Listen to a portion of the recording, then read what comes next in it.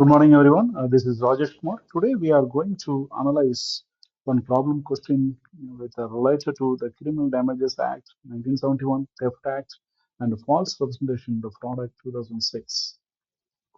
The video content has been made available for informational and educational purpose only. Kindly go through this disclaimer completely.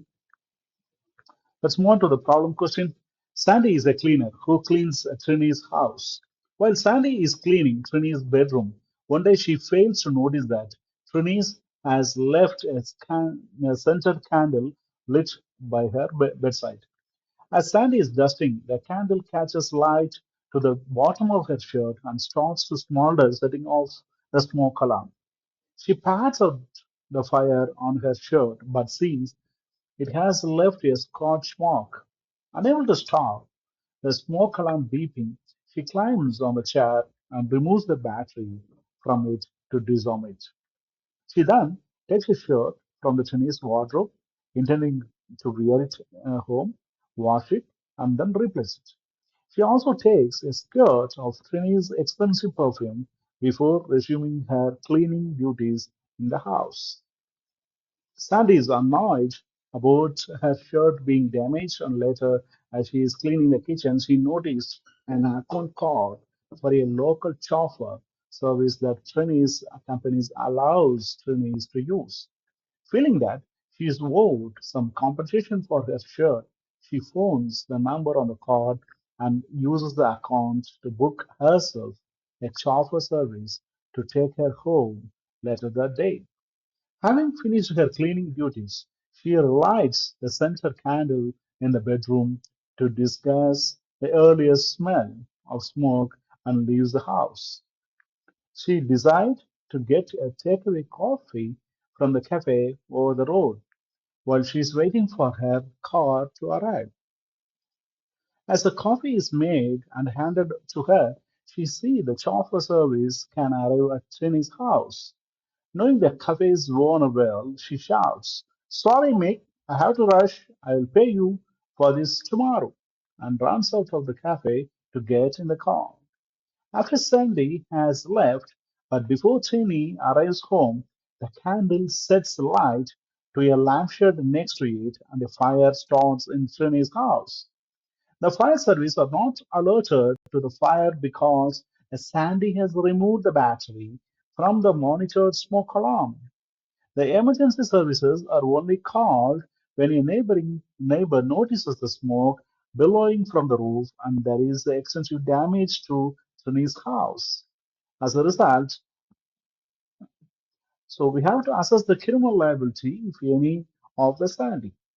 First, we will start with the damages to Sandy shirts. The first incident involved the Sandy damaging her shirt while cleaning the teenage bedroom. Since the shirt belonged to Sandy, no criminal liability arises in relation to the damage to the shirt itself.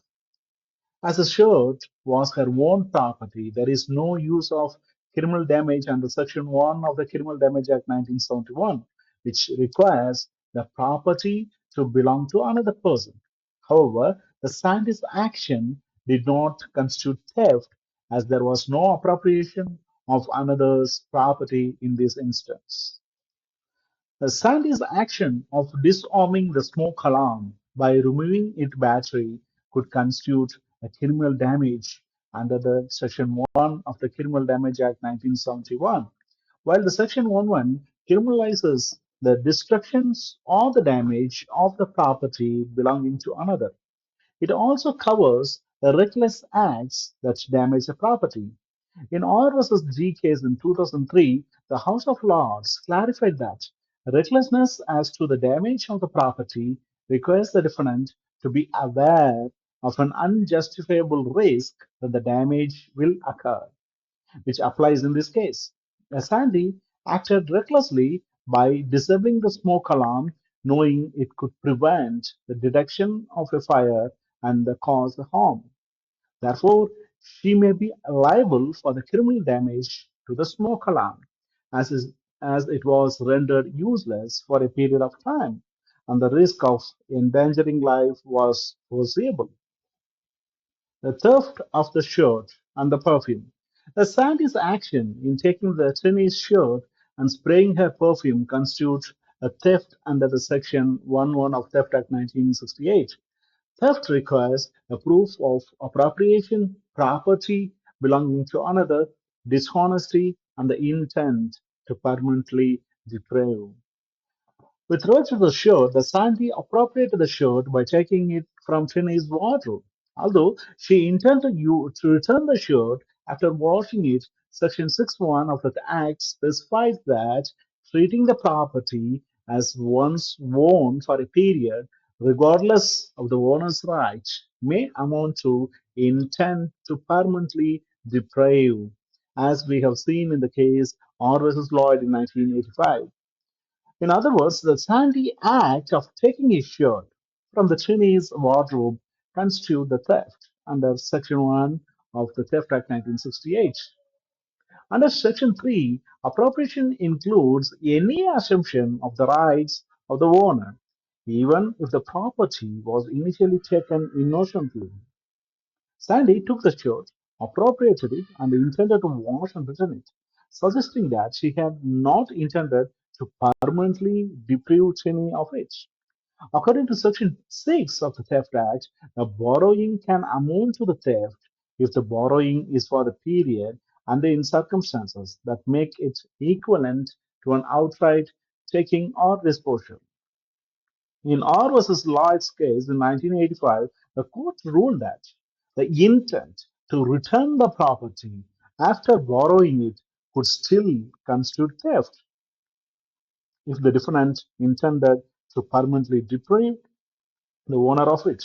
And in this case, Sandy's temporary taking of the shirt, despite her intention to return it, may be seen as a permanent deprivation depending on her intent to use it. Sandy could argue that she did not have the mens rea for the theft, that is, the intent to permanently deprive.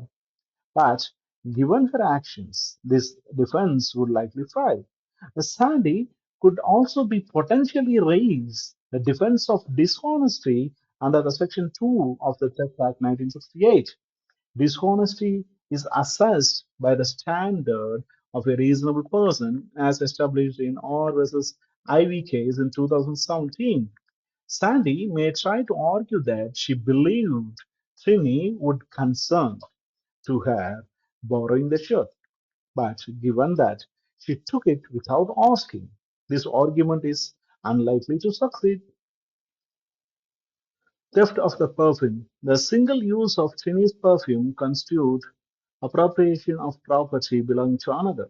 The mens rea of dishonesty is established under the objective standards set in IV versus Argentine Casino's case in 2017, as ordinary reasonable people would consider Sandy's action as dishonest. In other words, the Sandy's use of Chinese expensive perfume could also lead to a charge of theft under the Section 1 of Theft Act 1968. As Sandy appropriated the perfume by taking a squat, and this act could be deemed as assuming a right of ownership over the property. Again, she could potentially argue that she did not intend to permanently deprive the attorney of the perfume, but her actions, coupled with the absence of the concerned, would likely lead to a finding of the theft under the Section 6 of the Theft Act 1968, as established in R versus Marshall case in 1998. A fraudulent use of chauffeur services.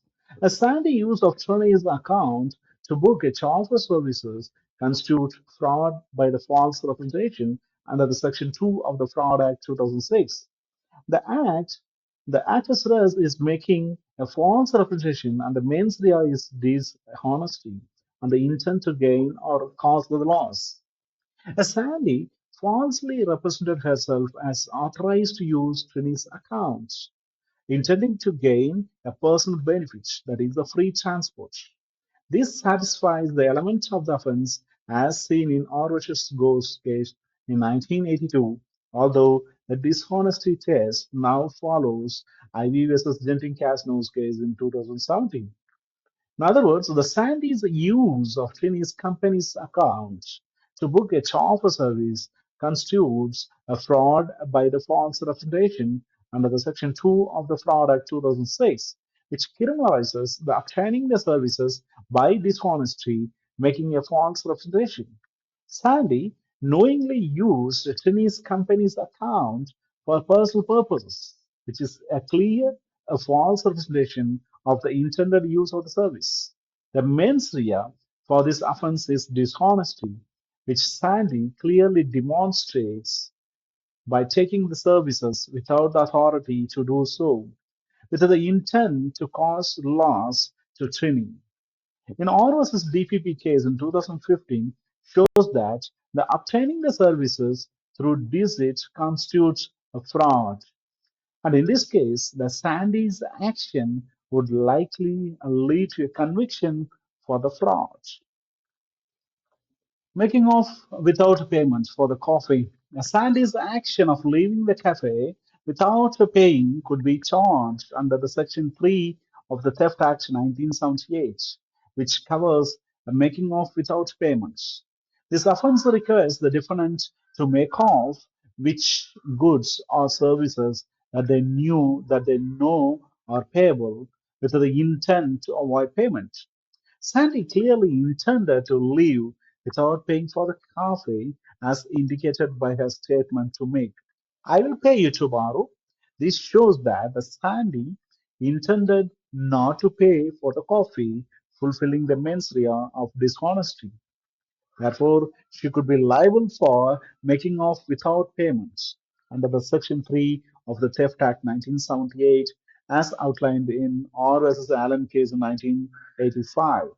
In other words, a Sandy's act of leaving the cafe without paying for a coffee constitutes making off without payment under the Section 3(1) of the Theft Act 1978.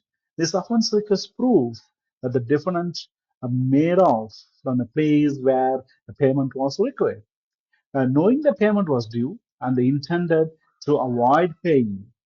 Sandy's statement, I'll pay you for this tomorrow, does not negate the offense.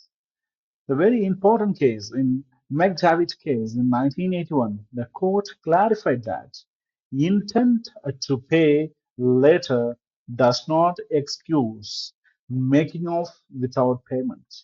Sandy knowingly avoided immediate payment by leaving the cafe in a rush, satisfying both the actor's stress and the mens rea of the offense.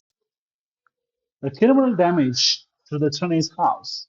Finally, the Sandys action regarding the scented candle and the subsequent fire at Chinese house could result in a criminal damage charges. The Sandys act of relighting the candle and leaving it unattended led to the fire, which caused the extensive damage to Chinese property. In R versus Smith case 1959 established that causing the damage to the property by an act, even if accidental, can be considered as the criminal damage. The fact that Sandy had removed the smoke alarm's battery earlier increases the risk of damage as it prevented an alert that could have warned training of the fire. Sandy's action in recklessly endangering the property by disabling the smoke alarm and relighting the candle could be seen as reckless conduct, making her liable for a criminal damage under the Section 1 of the Criminal Damage Act 1971.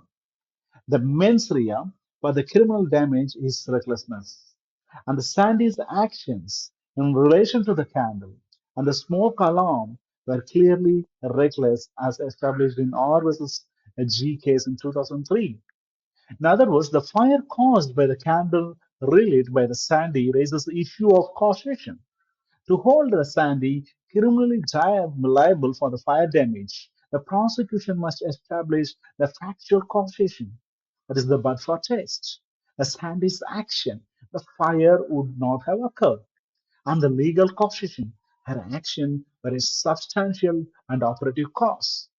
The principles in Orr versus Packard case in 1983 and Orr versus Cheshire case in 1991 support that her actions were directly responsible for the fire. The removal of the smoke alarm battery further exacerbates her liability as it directly contributed to the fire spreading unchecked. The fire caused extensive damage to Trini's house, which is clearly a property belonging to another under Section 10(2) of the Act. By relighting the candle to cover up the smell of the smoke, as Sandy acted recklessly as a reasonable person would foresee the risk of fire, as in the case of Orr versus Cunningham in 1957. Additionally, a removal of the smoke alarm battery earlier in the day contributed to the fire's severity by preventing earlier detection. This omission further demonstrates the recklessness as established in Orr versus Miller case in 1983, where failing to act to prevent a foreseeable danger was held to be a criminal damage. Let's conclude. Sandy could be liable for the multiple offenses.